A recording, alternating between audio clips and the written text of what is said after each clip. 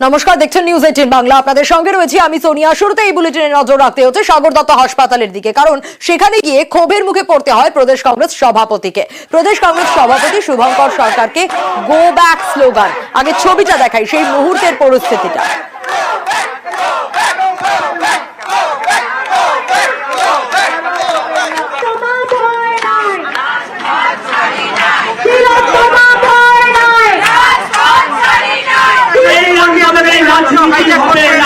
আপনারা যদি সাধারণ মানুষ হিসেবে এসে থাকেন, আমরা আপনাদের কুর্নিশ জানাই, কিন্তু আমাদের একটা জিনিসই ক্ষমা করবেন।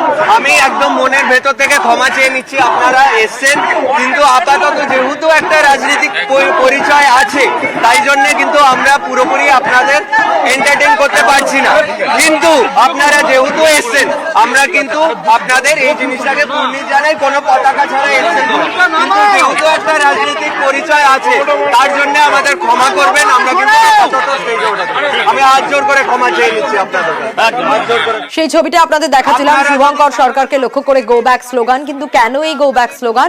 কারণ শুভঙ্কর যিনি রয়েছেন প্রদেশ কংগ্রেস সভাপতি শুভঙ্কর সরকার, তার রাজনৈতিক পরিচয় রয়েছে, সেই কারণেই গো ব্যাক স্লোগান। আরো বিস্তারিত এই মুহূর্তের ছবিটা সান্নিক জানাতে পারবে। সান্নিক, একদিকে আমরা দেখলাম রাজনৈতিক পরিচয় থাকার জন্য গো ব্যাক স্লোগান দেওয়া হলো প্রদেশ কংগ্রেস সভাপতি শুভঙ্কর সরকারকে, অন্যদিকে তাদের দাবি দাওয়া নিয়ে কিন্তু কর্মবিরতির যে ডাক, সেই কর্মবিরতি চলছে। ঠিক কি পরিস্থিতি এই মুহূর্তে?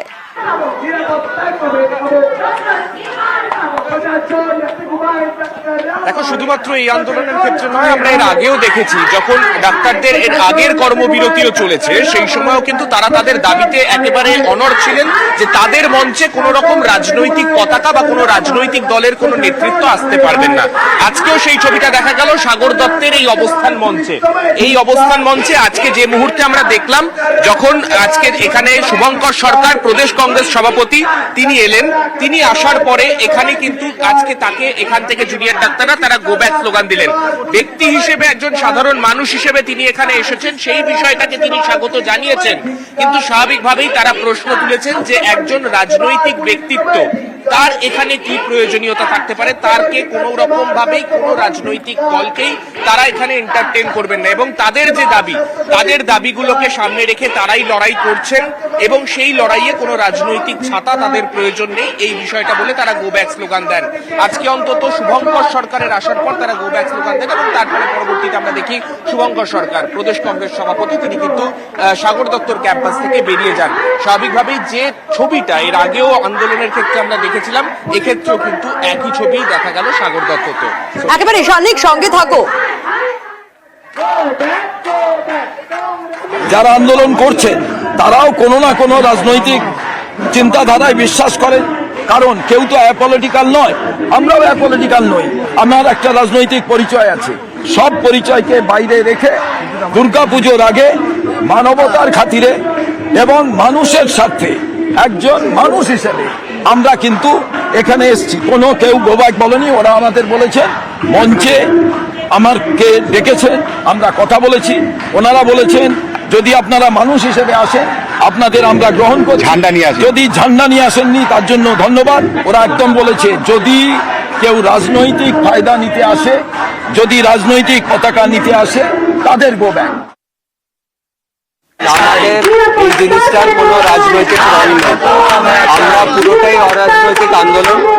আমরা আপাতত কোনো রাজনৈতিক দলের কোনো পদ অধিকারীকে এই মঞ্চে আসতে দিতে চাইছি না। ওনারা সাধারণ মানুষ হিসেবে আসছেন, আমরা ব্যাপারটাকে সমর্থন জানাই, কুর্নিশ জানাই, কিন্তু কোনো রাজনৈতিক পতাকাধারী লোককে আমরা কিন্তু সমর্থন জানাই।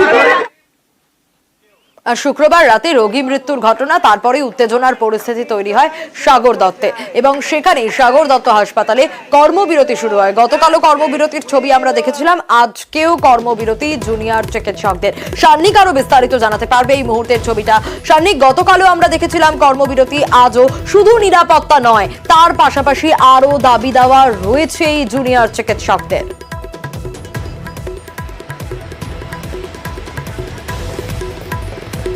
একেবারেই তাই, একাধিক দাবি দেওয়া, তবে অবশ্যই প্রাথমিক দাবি নিরাপত্তা, কেননা নিরাপত্তার যে ছবি এর আগেও আমরা আরজিকরের ক্ষেত্রেও যে প্রশ্নচিহ্ন উঠেছিল সেক্ষেত্রেও নিরাপত্তার অভাব চোখে পড়েছিল। এক্ষেত্রেও যেটা দেখা গেল যে সামনে পুলিশ আধিকারিকরা, সামনে নিরাপত্তার দায়িত্বে থাকা এজেন্সির সদস্যরা তারা থাকা সত্ত্বেও তারপরেও ঘটনাটা ঘটলো। আমি একটু জিজ্ঞাসা করব, আগের দিনের ঘটনার পরে আজকে আপনারা ফের এখন কর্মবিরতিতে চালিয়ে যাচ্ছেন, এই জায়গায় দাঁড়িয়ে এর পরবর্তীতে এই কর্মবিরতি তোলার ক্ষেত্রে মূলত কি দাবি রাখবেন সেক্ষেত্রে? আমরা এই আন্দোলন শুরুর দিন থেকে করেছিলাম দুটো দাবি নিয়ে। এক হচ্ছে যে আমাদের অভয়াদি যেন বিচার পায়, দ্বিতীয় হচ্ছে কি অন্য কোথাও যেন অভয়ের মতো কোনো ঘটনা না ঘটে। আমরা দেখলাম আজকে 53 দিন পেরিয়ে যাওয়ার পরেও সিস্টারদের গায়ে হাত উঠছে, অন ডিউটি ফিমেল ডাক্তারকে হাত ধরে টেনে আনা হচ্ছে, তাকে বলা হচ্ছে যে অভয়া করে দেবে, আরজিকর করে দেবে। মানে কি? তাহলে আমরা সিকিউরিটি পাইনি। আমরা প্রথম দিন থেকে, যেদিন থেকে সরকার ডেকেছিল সেই দিন থেকে আমরা সরকারের সাথে কথা বলার জন্য প্রস্তুত ছিলাম। সরকার আমাদের সাথে মিটিংয়ে আমাদের আশ্বস্ত করেছিল যে আমাদের সিকিউরিটি দেওয়া হবে। তারপরেও এই ধরনের ব্রিজগুলো ঘটলো, পুলিশ দাঁড়িয়ে থাকলো, র্যাব দাঁড়িয়ে থাকলো, কিছু করলো না, নীরব দর্শক হয়ে। তাহলে আমরা এই পরিস্থিতিতে কি করে কাজ করব? আমরা যদি এই পরিস্থিতিতে কাজ করি তাহলে যে দ্বিতীয় অভয়া হবে না, এটার গ্যারেন্টি কে নেবে? কেউ যে মারা যাবে না। আমার নাম সায়ন দাস। আমি একদমই বেশ।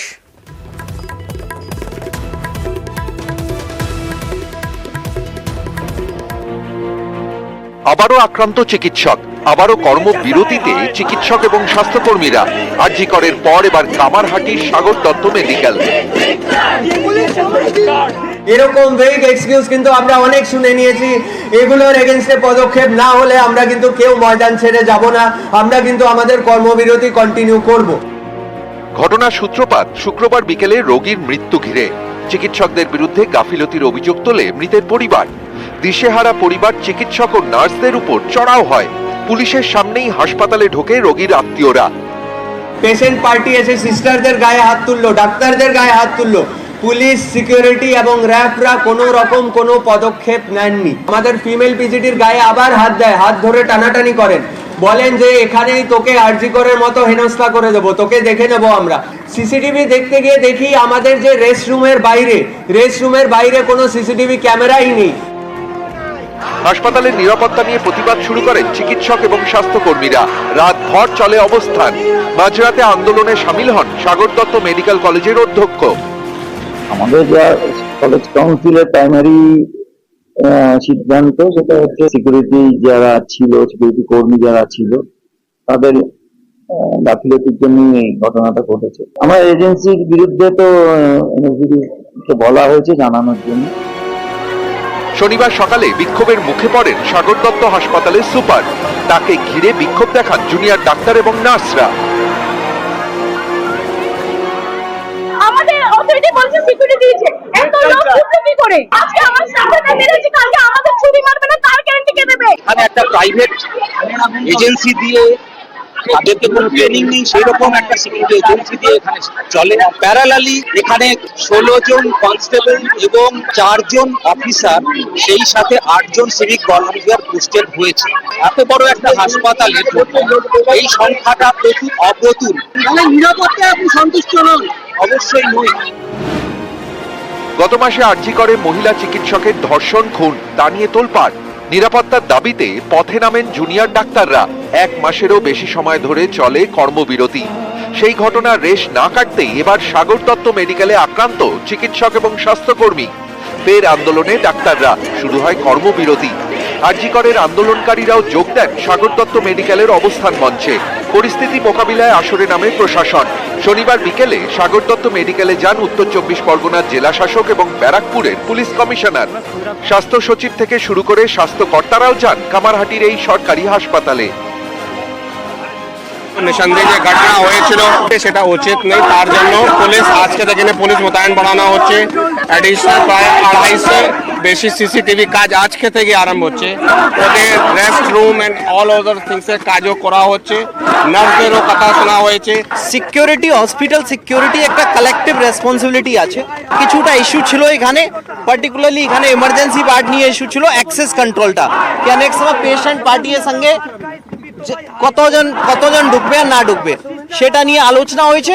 আমরা যে আলোচনায় যেটা বিন্দু আসছে ওটা ইমপ্লিমেন্ট করব। এদিন দুপুরে বৈঠকে বসে সাগর দত্ত মেডিকেল কলেজের কাউন্সিল। আন্দোলনকারীদের সঙ্গে সাগর দত্ত মেডিকেল কর্তৃপক্ষ। আন্দোলনকারীদের দাবি বৈঠকের সমাধান সূত্র মেলেনি। বেসিক লেভেল থেকে যদি মবটাকে কন্ট্রোল না করা যায় তাহলে আমাদেরকে কখনোই সিকিউরড একটা ওয়ার্ক এনভায়রনমেন্ট দেওয়া যাবে না। একটা সুষ্ঠু কর্ম পরিবেশ এটা ওনাদেরকেই এনশিওর করে দিতে হবে। যতক্ষণ না আমাদের ডিমান্ডস ফুলফিলড হচ্ছে এবং এটা নিয়ে আমরা কোনো সদুত্তর কাউন্সিল মিটিং এর পক্ষ থেকে পাচ্ছি, আমরা কর্মবিরতি চালাচ্ছি। নিউজ 18 বাংলা।